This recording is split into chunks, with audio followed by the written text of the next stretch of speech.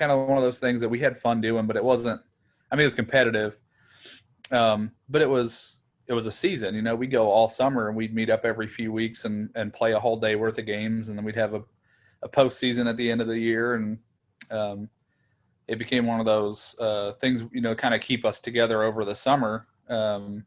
You know, when everybody was kind of out doing their own stuff and there wasn't much other things going on. I remember the first year we went off to college. You know, we couldn't meet, you know, a bunch of different times during the summer. You know, everybody's busy doing their own stuff, and but it was one of those where we could do like, you know, we did like the 1 day thing. You know, it was crazy. I think at the height of everything, it was. I mean, we had like 90 people one year. You know, it was like we had people. You know, so many people. It was like, you know, just swamped with teams and people from every. You know, once the majority of the people were going to college and bringing, you know, as word spread to their new friends, you know, having people there and doing it. It was amazing how big it got. You know, I know Jordan did a lot to kind of keep it going. You know, and there was the one summer there was, you know, like 15 people that showed up just to kind of just goof off. You know, it wasn't really wiffle ball, but it kept it going. And I mean, 20 years, it's hard to do anything for 20 years, you know? You had pretty much held the unanimous title as the best dressed player in the league, from the headband Wally to the team uniform Wally to always having great socks. Even going back to the first year, I decided to do like the, you know, team uniforms and all that sort of stuff. It is like a week before what I'm feeling kind of thing, you know, because it was, you know, especially not being, I'm a procrastinator to the core. You know, I do everything last minute, and yeah, there were many years where I would be at mom and dad's house, you know, up there the night before, and I'm like literally ironing on the designs on the t-shirts, you know, because I'm like, I have to finish this before the morning, you know, because I just didn't know, you know, it was so hard to commit to something. And pitching, fielding, batting, your pitching numbers speak for themselves. You were a home run leader a couple of years. You were second another year or two. So with the way teams are picked, the fact that you've produced in all of those roles has affected negatively or positively maybe the team that's been put around you? I will say, I know JB will probably say he feels the same way. And this is not a knock on anybody that has ever been on one of my teams, but you look at some of the teams that do really well, they usually have an okay pitcher. We're not going to say, you know, a high tier pitcher, but somebody that can hit the strike zone, which is ultimately what you need in wiffle ball. But that person is usually a decent hitter. And then you usually have one or two other pretty good hitters on the team. And then the fourth person, you know, there's people that are there having a good time, right? Fourth or fifth or however many people you have on the team. You look at the history of the league, there's, you know, me and JB, I feel like are the best two pitchers. JB is usually the best pitcher. That rise ball is just stupid, you know. And the thing with JB is he can hit it. He hits the board whenever he wants to.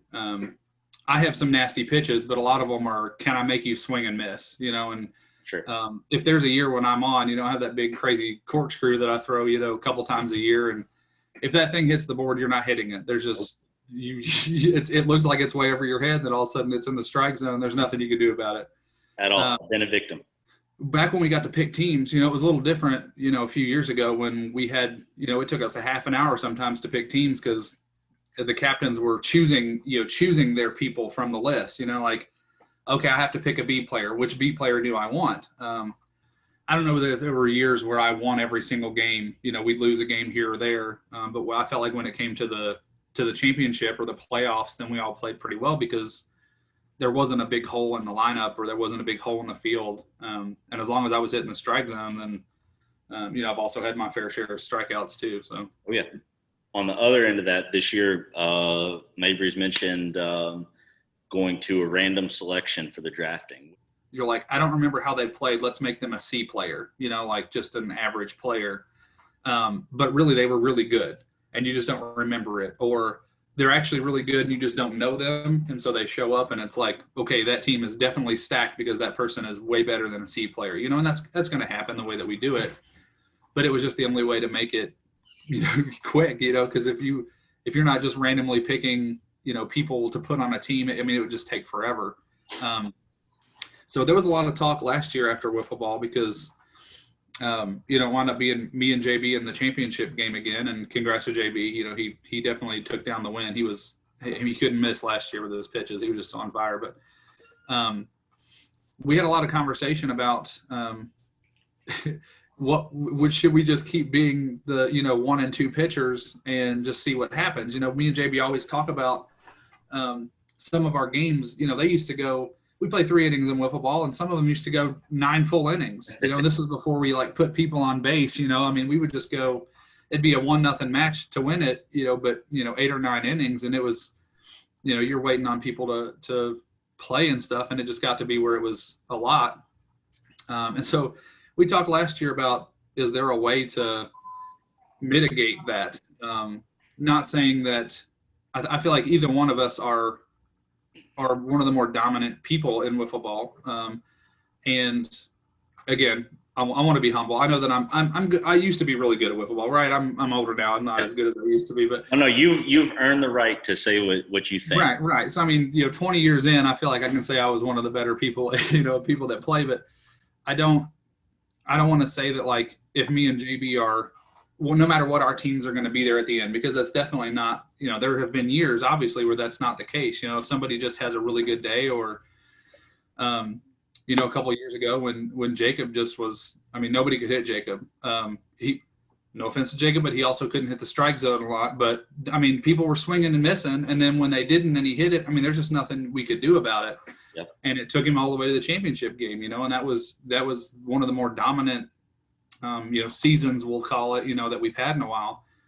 But we talked about how, is there a way, because, pitching is the hardest thing to grasp a hold of in wiffle ball, because it's especially, I remember way back in the beginning when the strike zone was, 30 feet away, and it was back then, obviously we didn't have all the crazy pitches that we did, but, we were throwing pretty decent strikes. And, as we started throwing faster from 30 feet, it was just, there was no way you were ever going to hit the ball. And every year we move it back a little bit. We were always we're never going to hit the board. It's so far away, And even now we show up to play and we're like, this is really the distance, it seems so far away now, and it's we've only done it for, 15 years this way. But is there a way to keep the 2 most dominant pitchers from kind of stacking the deck in their favor all the time? Because like I said, the thing that I had going for me was that if I could find some people that could hit decently, I knew my pitching was going to carry me, where I needed to go.